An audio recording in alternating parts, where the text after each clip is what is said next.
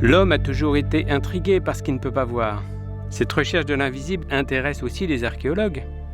Des photographies d'objets, de tombes, de sarcophages, de momies, laissant imaginer que des éléments picturaux ont disparu. Pourrait-on les faire réapparaître en modifiant les techniques de prise de vue classiques ? Alors comment opérer ?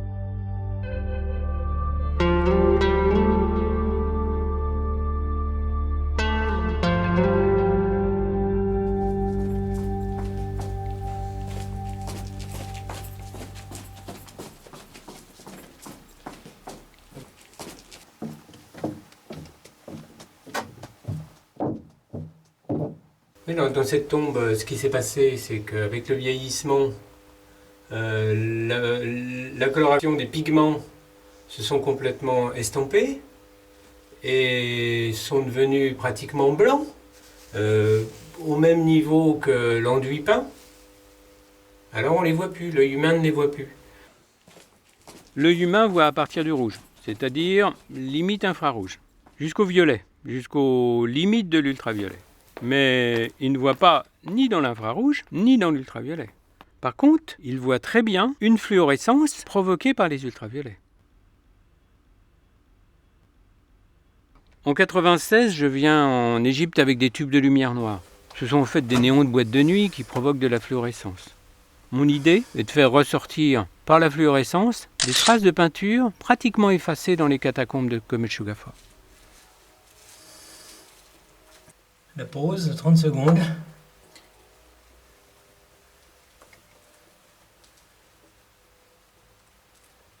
Il faudrait que j'élargisse un peu mon cadre parce que sous ultraviolet, j'en vois plus. Et du coup, je me demande si je cadre bien l'intégralité de ce qui pourrait être une inscription.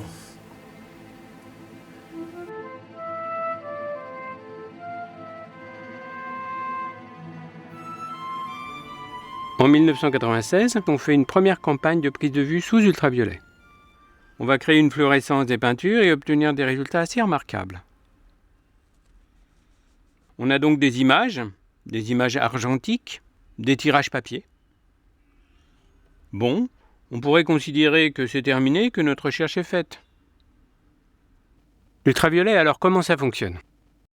C'est un peu comme si vous écriviez avec un crayon blanc sur une feuille de papier blanc.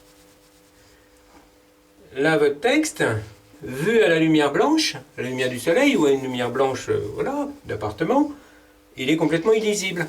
Par contre, si vous prenez des ultraviolets, et si vous mettez dans l'obscurité complète, les ultraviolets ont la propriété d'exciter certaines matières et ne pas exciter d'autres matières. C'est-à-dire c'est des matières qui sont réceptives ou non aux ultraviolets. Et c'est ce qui va se passer ici, c'est-à-dire que l'enduit peint, l'enduit proprement dit, va être très réceptif à la fluorescence ultraviolette et les pigments vont rester ternes à cette fluorescence. À l'opposé du spectre, nous avons les infrarouges. C'est une autre méthode de prospection dans l'invisible. À l'ère du numérique, les émulsions photographiques argentiques sensibles dans l'infrarouge ont disparu du marché. La société Kodak a abandonné leur fabrication.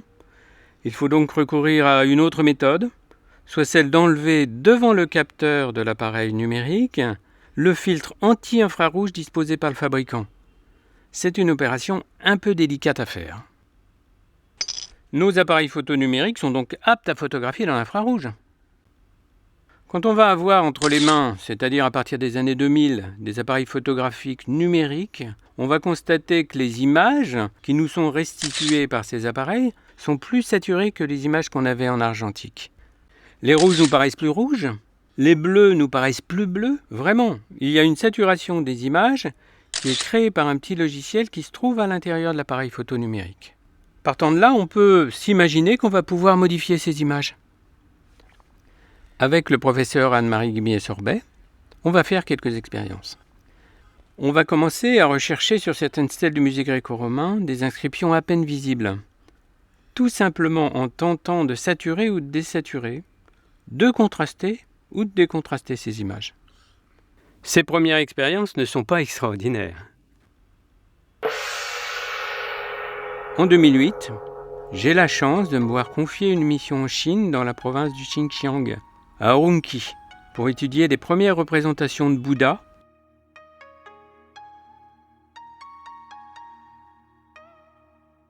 et également des momies qui viennent du désert du Taklamakan, des momies qui sont du 1er millénaire avant. Sur les momies, le principal objectif est de faire ressortir des traces de tatouage. Alors je vais partir avec 5 à 6 méthodes de prise de vue dans l'infrarouge. Également cette méthode de prise de vue sous ultraviolet, mais aussi avec des méthodes que je mets progressivement en place, celle de la décomposition des photographies numériques, en l'occurrence en séparant et en modifiant les couches bleues, vertes, rouges, jaune, magenta et cyan, ainsi que les couches dites lab de ces photographies. Il y a quelques années, un étudiant m'envoie une photographie d'un sarcophage étrusque. Il me demande si avec les ultraviolets, nous allons pouvoir faire ressortir quelque chose. La méthode que je vais plutôt utiliser, c'est la mise à niveau des couleurs lab.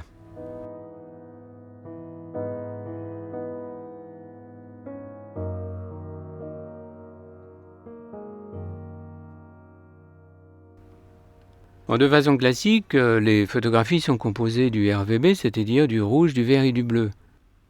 Mais elles peuvent être composées également de leurs couleurs, des couleurs secondaires, c'est-à-dire du jaune, du magenta et du cyan. Il existe aussi une troisième méthode, dite lab, avec une couche de luminosité, une couche A qui contient du vert et du rouge, et une couche B qui contient du bleu et du jaune.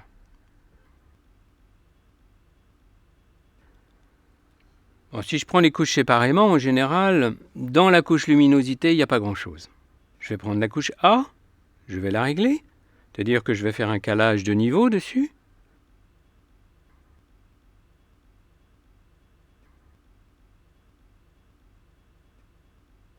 Je vais prendre la couche B, je vais faire également un calage de niveau.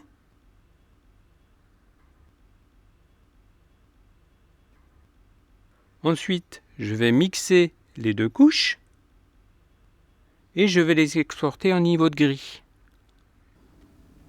Ça paraît un peu compliqué, mais là, j'ai des résultats excellents.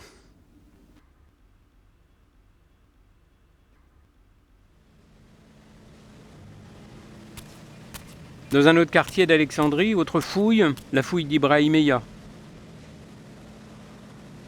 On a retrouvé une stèle avec des écritures, on voit apparaître 2-3 lettres grecques en bas. Là, je vais simplement utiliser la lumière du jour.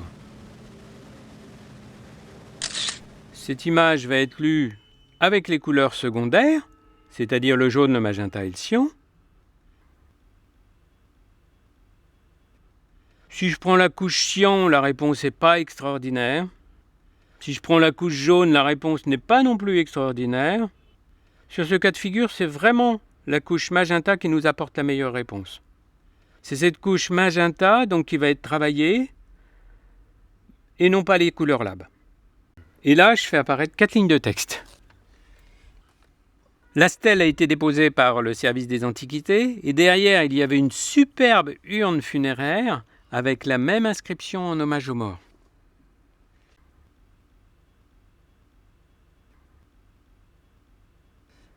Dans les quartiers ouest d'Alexandrie, il y a une nécropole qui s'appelle Anfouchi. Il y a 5 tombes.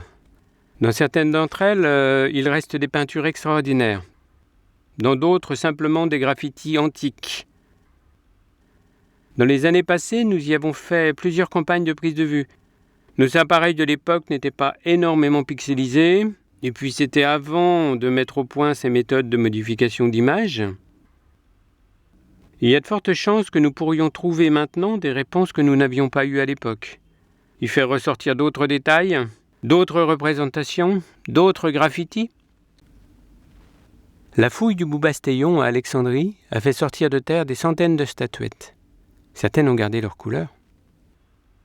Ce que nous savons par des écrits récents et plus anciens, c'est qu'il existe, dans certaines conditions d'éclairage, une autre fluorescence qui se situe dans l'infrarouge. Certaines matières y sont réceptives.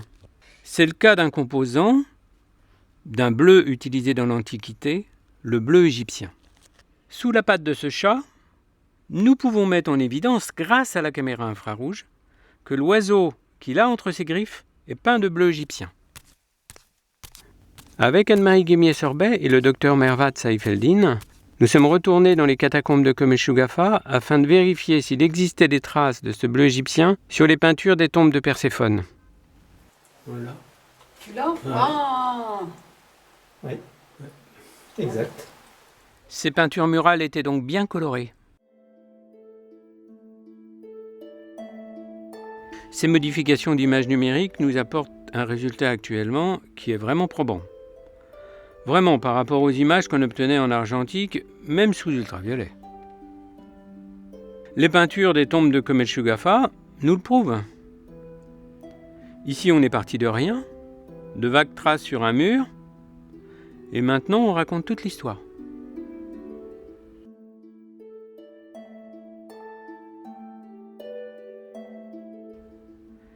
Il est vraisemblable qu'on n'en soit qu'au début. Les appareils deviennent de plus en plus puissants, les logiciels de traitement d'images deviennent de plus en plus performants, nos savoir-faire sur les logiciels deviennent de plus en plus adaptés à l'archéologie, aux défis de l'archéologie, alors nos recherches vont aussi s'orienter vers les couleurs disparues. À partir du moment où l'on arrive à repérer l'existence du bleu égyptien grâce à une fluorescence dans l'infrarouge, soit par une méthode photographique, existerait-il d'autres couleurs, d'autres colorants qui auraient des propriétés similaires ou légèrement différentes que l'on pourrait repérer par une autre méthode photographique? En attendant, c'est un programme que nous mettons en place au sein du Centre d'études Alexandrine.